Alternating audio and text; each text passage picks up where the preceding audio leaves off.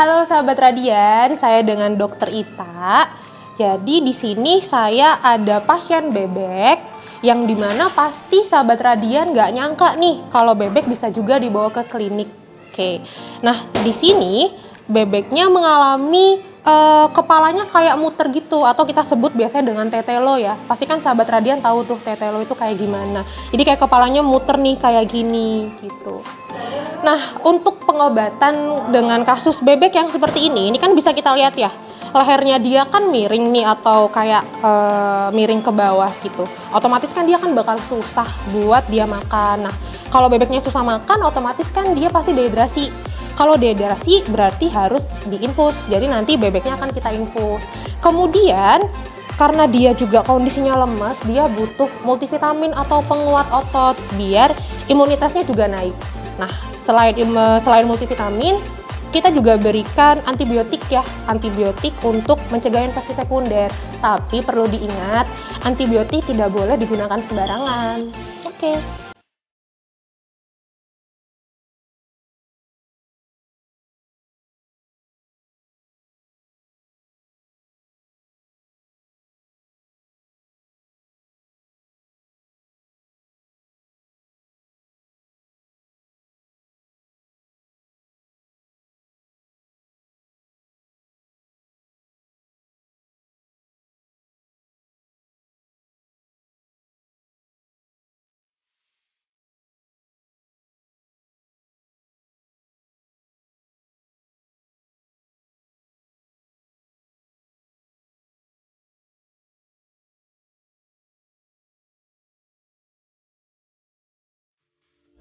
Halo sahabat Radian. Halo sahabat Radian. Dan kita masih di Radian Channel. Nah, bareng masih dengan saya Dharma Dan saya Dokter Radian. Dan kali ini ada case menarik.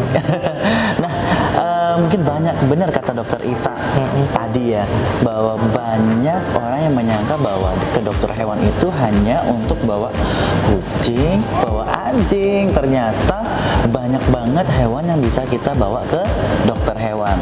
Karena judulnya dokter hewan, jadi apa aja dok yang bisa dibawa dok? Jadi semua jenis hewan bisa dibawa ke dokter hewan, tidak hanya anjing atau kucing, tapi unggas, termasuk burung, bebek, maupun reptil, ikan pun juga bisa dibawa ke dokter hewan. Ibarat kata, kalaupun saat ini masih ada dinosaurus, bisa dibawa. Nah, buat sahabat Radian juga, bahwa kali ini itu ada case bebek, angsa ya dok ya? Bebek. Oh, bebek. Bebek yang terkena penyakit tetelo. Iya. Dok, secara umum penyakit tetelo itu penyakit apa sih dok? Kalau saya kan taunya kalau kita lagi makan bakso adanya tetelonya. Apa dok tetelo dok? Jadi kalau tetelo secara umum biasanya masyarakat tahu tetelo itu ketika orang melihat posisi kepala itu tidak pada posisi normal. Jadi kepalanya meluntir, melengkung. Bisa ke kanan atau ke kiri ya Bisa dok? ke kanan atau ke kiri, yang disebabkan karena adanya masalah gangguan syaraf Oh, pada hewan penderita. kata kuncinya itu gangguan saraf ya dok ya? Dan seringkali gejala tetelo dijumpai pada penyakit ND atau Newcastle disease. Tapi kalau masyarakat umum sering menyebutnya tetelo. ND Newcastle disease, kayaknya kayak nama games ya. Nah dok, kalau untuk penyakit tetelo ini penyebab utamanya apa dok? Jadi kalau tetelo, kalau kita nyebut karena suspeknya dia ND atau Newcastle disease, dia memang disebabkan oleh virus. Jadi kalau virus ND sendiri sebenarnya secara umum ada beberapa tipe. Ada yang tipe syaraf, ada tipe pernafasan, dan juga ada yang tipe pencernaan. Dan kebetulan pada pasiennya Dokter Ita kita jumpai virus ND dengan gejala syaraf. Walah, tapi kebanyakan kayaknya saraf ya dok ya? Karena kebanyakan kalau kita lihat unggas kena tetelo itu pasti kepalanya meluntir. Dan yang pasti ketika kepalanya meluntir dia susah makan. Pasien. Jadi penyakit tetelo ini kalau kita jumpai paling banyak di saraf, lalu yang kedua karena pencernaan atau karena yang pernapasan dok? Tipe pencernaan sama pernafasan bisa berdiri sendiri, bisa juga gabungan. Dan paling sering biasanya pernafasan pernafasan disertai dengan syaraf. Untuk penyakit ini apakah menular ke manusia, Dok?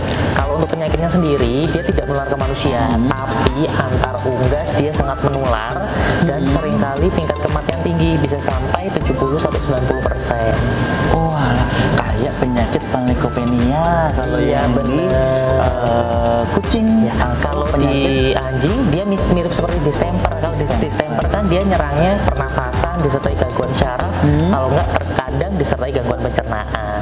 Wah, belajar lagi kita kan hari ini, makanya jangan kemana-mana.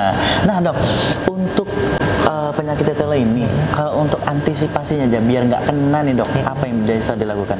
Nah, namanya virus, pasti langkah pertama untuk antisipasi adalah vaksinasi.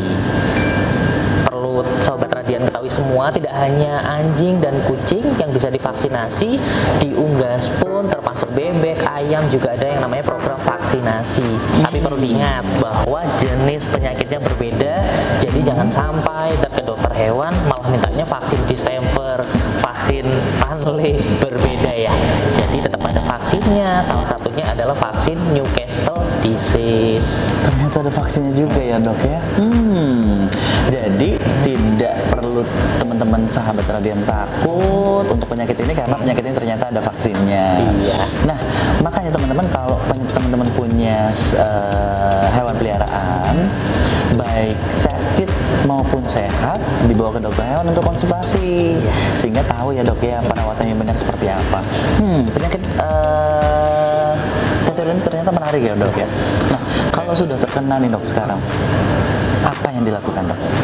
Kalau sudah terkena penyakit, karena namanya virus tidak ada obatnya, pasti langkah pertama yang dilakukan adalah bagaimana caranya kita menstabilkan kondisi imunitas tubuhnya.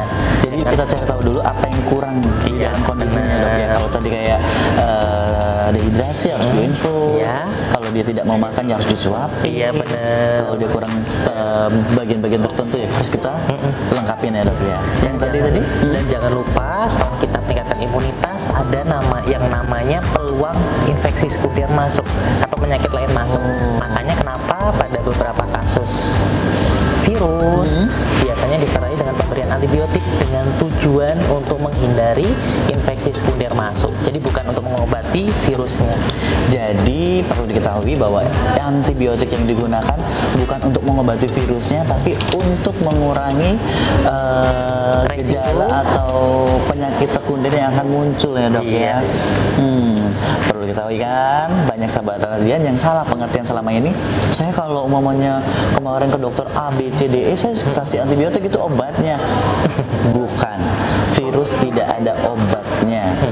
Virus hanya bisa ditanggulangi dengan cara kita menstabilkan tubuh pasien atau memberikan sesuatu yang kurang sehingga kita bisa melengkapi ya, Dok ya.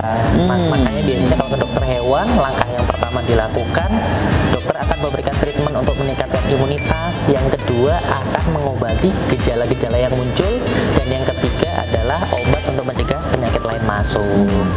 Nah, setelah observasi kemudian kita obatin, alhamdulillah bebek yang tadinya nggak bisa ngapa-ngapain, kepalanya melungker, sekarang setelah 12 hari treatment jadi sehat. Berikut videonya.